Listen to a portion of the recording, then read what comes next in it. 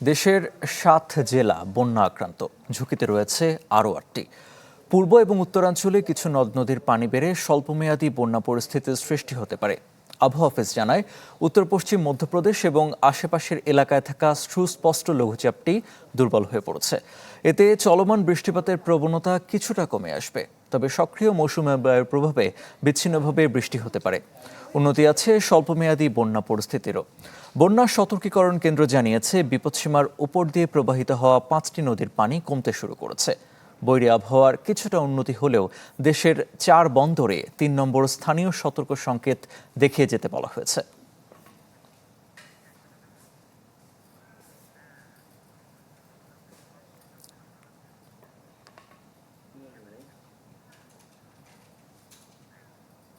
দর্শক, আবহাওয়া পরিস্থিতির আরও খবর জানাতে সুনামগঞ্জ এবং মৌলভীবাজার থেকে যুক্ত হচ্ছেন আমাদের সহকর্মীরা।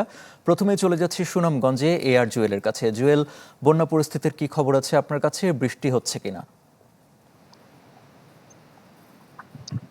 আরফিন, সুনামগঞ্জের পানির বৃদ্ধির পরিস্থিতি বলি, গেল 3 দিন ধরে আসলে সুনামগঞ্জে বৃষ্টিপাত ছিল।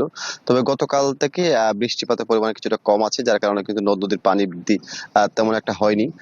তবে সুনামগঞ্জের পাহাড়ি ঢল এবং বৃষ্টিতে যেই পানি বেড়েছিল, সেই সবগুলো নদ নদী এবং হাওরের পানি কিন্তু অনেকটাই বেড়েছিল। যদিও সুনামগঞ্জের সবগুলো নদ নদীর পানি এখনো বিপদসীমা ছাড়ায়নি, বিপদসীমার 50 সেন্টিমিটার নিচ দিয়ে প্রবাহিত হচ্ছে। তবে যেহেতু সুনামগঞ্জের যে অপারের সীমান্তে যে চেরাপুঞ্জি কিংবা মাউশিরামে মেঘালয়ের যে বৃষ্টি, সেই বৃষ্টিপাতের কারণে সুনামগঞ্জে পাহাড়ি ঢলের সৃষ্টি হয় এবং সেই পাহাড়ি ঢল এবং বৃষ্টিতে গেল 3 দিন বৃষ্টিতে সুনামগঞ্জে সবগুলো নদ নদীর পানি কিন্তু বেড়েছিল। ডিজাইন, এলিগেন্স, বিউটি, সেরা পণ্য সবার জন্য জেভিকো। যার ফলে পানি উন্নয়ন বোর্ড কর্মকর্তা জানিয়েছেন, যেহেতু বৃষ্টিপাতের পরিমাণ আরো একদিন থাকতে পারে, হয়তো আজকে পুরো দিন বৃষ্টি হবে। তবে যদিও সকাল থেকে গুড়ি গুড়ি বৃষ্টি হচ্ছে এবং এই বৃষ্টিতে নদ নদীর পানি কিছুটা বাড়ছে, তারপরেও পানি উন্নয়ন বোর্ড কর্মকর্তারা বলেছেন যে বৃষ্টিপাত যদি আগামী 48 ঘন্টা হয়, সেক্ষেত্রে সুনামগঞ্জের যে নিম্নাঞ্চল যেসব এলাকা, সেই সব এলাকায় স্বল্প মেয়াদী একটি বন্যার পূর্বাভাস তারা দিয়ে রেখেছেন। এছাড়া জেলা প্রশাসক কার্যালয়তে কিন্তু প্রায় 1300-এর মতো আশ্রয়কেন্দ্র খোলা হয়েছে।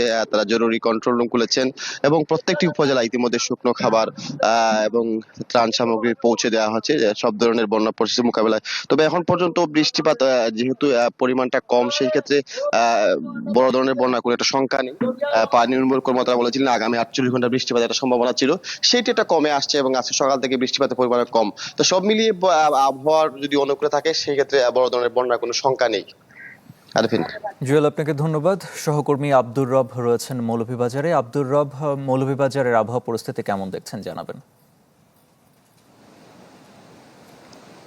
জি আরেফিন, মৌলভীবাজার যে নদ নদীগুলো রয়েছে, মনুনদ ছাড়া বাকি নদীগুলো কিন্তু বিপদসীমার নিচ দিয়ে প্রবাহিত হচ্ছে। শুধুমাত্র মনুনদ বিপদসীমার 48 সেন্টিমিটার উপর দিয়ে আজকে প্রবাহিত হচ্ছে, যার ফলে মনুনদের যে রাজনগর অংশের 3টা ভাঙন রয়েছে, সেই 3টা ভাঙন দিয়ে কিন্তু পানি অব্যাহতভাবে লোকালয়ে প্রবেশ করছে। আমরা যে দৃশ্যটি দেখাচ্ছি সেটি হচ্ছে যে এই যে মনু নদের যে ভাঙ্গা অংশ দিয়ে আসলে ক্রমান্বয়ে কিন্তু পানি প্রবেশ করছে লোকালয়ে এবং ইতিমধ্যে প্রায় 25টি গ্রাম রাজনগরের প্লাবিত হয়েছে এবং অন্যান্য যে স্থানগুলো রয়েছে, ছোটো ছোটো যে বাজারের যে ছোটো ছোটো অংশ বা একাংশ সড়ক, এগুলো প্লাবিত হয়েছে।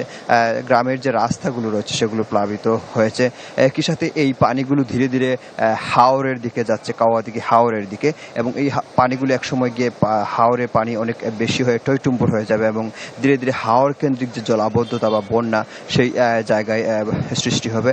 তবে আসার কথা হচ্ছে যে ধীরে ধীরে কিন্তু পানি কমতে শুরু করেছে। এই মনু নদী কিন্তু গতকালকে 70 সেন্টিমিটার বিপদসীমার উপর দিয়ে প্রবাহিত হয়েছিল, আজকে কিন্তু 48 সেন্টিমিটারে এসে থেমেছে এবং হয়তো আজকের দিনে সারাদিনে হয়তো অনেকটা কমবে এবং বিপদসীমার নিচে হয়তো চলে আসতে পারে। তবে বিপদসীমার নিচে আসলেও যে ভাঙা অংশটি রয়েছে, সেই ভাঙা অংশ দিয়ে কিন্তু পানি প্রবেশ করছে এবং এ বিষয়ে আমরা জেলা প্রশাসনের সাথে আলাপ করেছিলাম।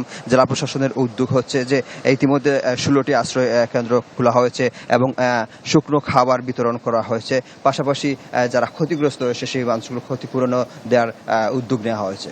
আরেফিন। আব্দুর রব, আপনাকে ধন্যবাদ। দর্শক, আবহাওয়া পরিস্থিতির খবর জানাচ্ছিলেন আমাদের সহকর্মীরা।